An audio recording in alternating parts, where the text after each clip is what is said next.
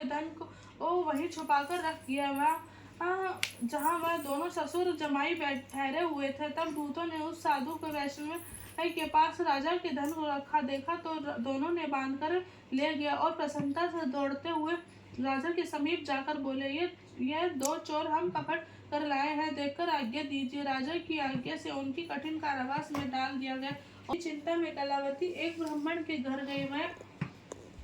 वहाँ उसने सत्यनारायण व्रत होते देखा। वहाँ उसने कथा सुनी और प्रसाद ग्रहण कर रात को घर आई। माता ने कलावती से कहा, हे पुत्री, दिन में वहाँ रही तो वह तेरे मन में क्या है? कलावती बोली, है माता, मैंने ब्राह्मण के घर में सत्यनारायण का व्रत देखा है। कन्या के वचन सुनकर लीलावती भगवान के पूजन की तैयारी करने लगी। लीलावती ने परिवार और बंधुओं सहित भगवान का पूजन किया और वह मांगा कि मेरे पति और दामाद शीघ्र ही आ जावे, प्रार्थना की हम सबका अपराध क्षमा करे। सत्यनारायण भगवान ऐसे व्रत को संतुष्ट हो गए। भगवान स्वयं राजा चंद्रकेतु उसको स्वप्न में दिखाई दिए और कहा, हे राजन, दोनों बंदी वैष्णव प्राप्त ही छोड़ दो और उनका सब धन और जो तुम्हें ने ग्रहण किया है वह दे दो, नहीं तो मेरा धन, राज्य, पुत्र आदि सब नष्ट हो जाएगा।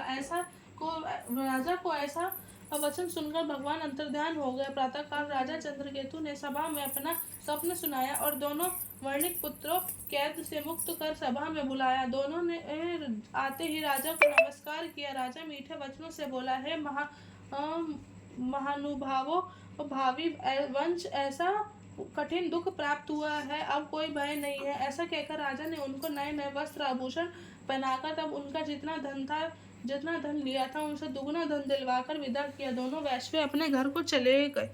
सूत जी बोले वैष्णव ने मंगलाचार्य करके यात्रा आरंभ की और अपने घर को चला गया। थोड़ी दूर पहुंचने पर दंडी वेशधारी सत्यनारायण ने उनसे पूछा, हे साधु, तेरे नाव पे क्या है? अभिमानी वणिक हंसता हुआ बोला, दंडी, आप क्या पूछते हो? यहाँ क्या धन लेने की इच्छा है? मेरी नाव में तो बेल तथा पत्ते आदि भरे हुए हैं। वैष्णव का वचन सुनकर भगवान ने कहा, तुम्हारा वचन सत्य हो। ऐसा कहकर दंडी वहां से चले गए और कुछ दूर जाकर समुद्र के किनारे बैठ गए। दंडी के जाने पर वैष्णव ने नित्य क्रिया करने के बाद नाव को ऊंची उठी देखकर अचंबा किया कि नाव में बेल आदि देखकर मूर्छित हो जमीन पर गिर पड़ा। जब मूर्छा खुलने पर बहुत शोक करने लगा तब उसका दामाद बोला, आप शोक ना करे, यह दंडी का श्राप है, अतः दंडी की शरण में चलना चाहिए, तभी हमारी मनोकामना पूरी होगी। दामाद के वचन ये सुनकर दंडी के पास पहुंचा, अत्यंत भक्तिभाव से नमस्कार करके बोला, मैंने जो आपसे असत्य वचन कहे थे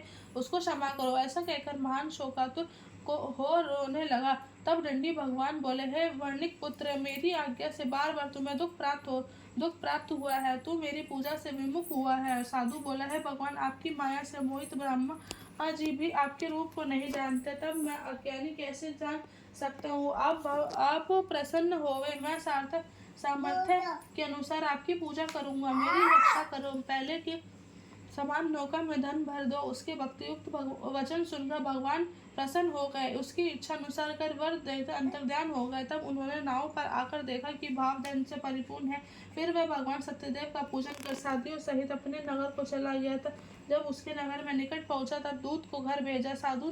दूत ने साधु के घर जा उसकी स्त्री को नमस्कार कर कहा कि सेठ जी, आपने दामाद सहित नगर में हम ही पा रहे हैं। ऐसा वचन सुन सती ने हमें हर्ष के साथ सत्यदेव का पूजन कर पुत्री से कहा कि मैं अपने पति के दर्शन को जाती हूँ, तू कार्य पूर्ण कर शीघ्र आना। माता के वचन सुनकर कलावती प्रसाद छोड़कर पति के पास चली गई। प्रसाद की अवज्ञा कर सत्यनारायण ने रुष्ट हो उसके पति को नाव सहित पानी में डुबो दिया। कलावती अपने पति को न देखकर रोती हुई जमीन पर हुई।